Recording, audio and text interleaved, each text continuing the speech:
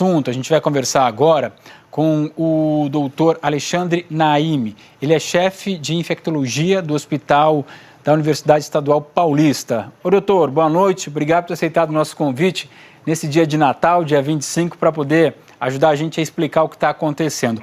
O Camarote ali falou sobre cada dia dessa indefinição do governo é um dia de risco, né? Porque a gente sabe que a Covid está aí, os casos, sim, ainda estão presentes, por mais que tenham dado tenham diminuído, e as crianças são vulneráveis. Aí o ministro diz assim, a gente não tem uma quantidade de mortes que leve a uma emergência, mas se a gente tem uma morte de crianças a cada 2 dias, como no Brasil, isso é uma emergência. Então, quanto mais o tempo passa, quais os riscos que a gente corre, doutor? Boa noite, obrigado por estar aqui com a gente, Feliz Natal. Boa noite, Marcelo. Boa noite e também Feliz Natal a todos os telespectadores da Globo News. Na verdade, a fala do ministro Queiroga foi uma das mais infelizes em que nós presenciamos nessa pandemia.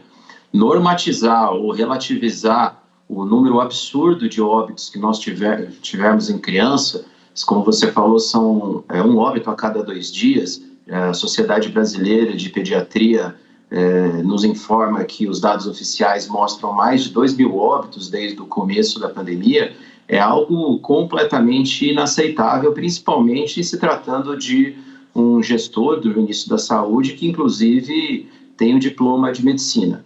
Então, todas as sociedades médicas envolvidas, eu citei a Sociedade Brasileira de Pediatria, mas também nós, da Sociedade Brasileira de Infectologia, Sociedade Brasileira de Imunologia, junto com a Associação Médica Brasileira, já nos posicionamos desde a manifestação favorável à segurança e eficácia da vacina em crianças feita pela Anvisa, da necessidade urgente que esse imunizante seja disponibilizado sem empecilhos, sem colocar obstáculos completamente anticientíficos e antiéticos a que todas as crianças de 5 a 11 anos tenham acesso a na verdade, importantíssima medicação que já tem mais de 7.200.000 doses aplicadas no mundo todo.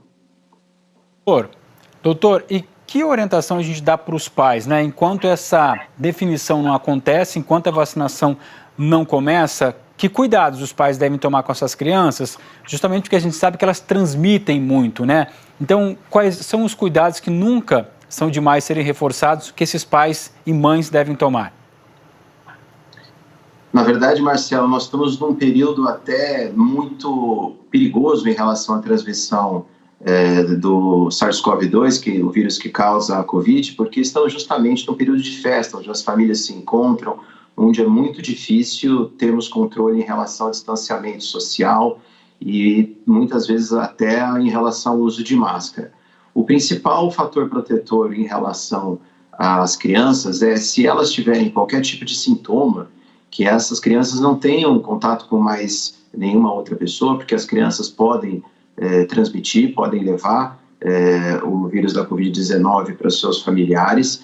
E apesar da doença ser menos grave do que em adultos, a gente já discutiu qual é o impacto em relação à mortalidade, que isso, apesar de ser menor do que na faixa etária acima de 18 anos, a mortalidade é bastante significante. Doutor, a gente sabe que a Anvisa já aprovou, disse que a vacina da Pfizer é segura para ser aplicada nas crianças no Brasil. Tem algum motivo para o governo continuar com esse ato criminoso de não permitir a vacinação de crianças? Olha, Marcelo, na verdade eu vou repetir aqui o que eu já disse. Além dos estudos que foram submetidos à Anvisa mostrarem a segurança, são estudos que a gente chama de fase 3, aqueles estudos que levam ao registro, né? Nesses estudos foram 2.500 crianças avaliadas e não houve evento adverso de grau moderado a grave ou mesmo óbito. Mas eu quero reforçar aqui que além desses estudos avaliados pela Anvisa, que a Anvisa então autorizou a vacinação para crianças, lembrando que a vacina de 5 a 11 anos é 1/3 da dose do que é feito em adulto. Já são mais de 7.200.000 doses de vacina feitos em todo o mundo, em diversos países desenvolvidos, como os Estados Unidos, muitos países da Europa, e os dados de segurança, então, de efetividade, ou seja, de vida real, corroboram o que a gente já sabia de fase 3. é uma vacina extremamente segura. Mas temos que lembrar também que, além de ser segura, ela é extremamente eficaz. Os dados que foram analisados pela Anvisa, que são os estudos de fase 3, mostram uma redução de risco em relação a quadros de Covid em torno de 91%.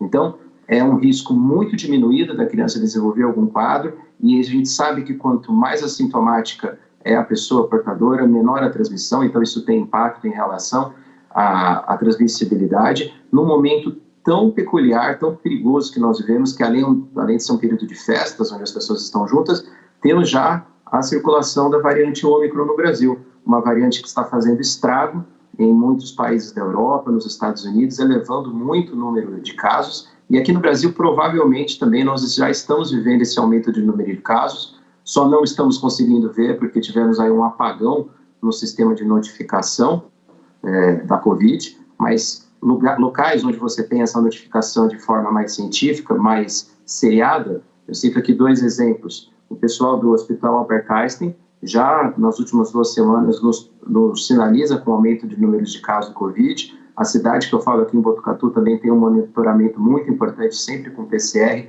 mostrando aumento do número de casos. Tudo isso para colocar a importância de cada vez mais a gente discutir e implementar as vacinas em crianças e também fazer a dose complementar naquelas pessoas que já têm o esquema básico completo.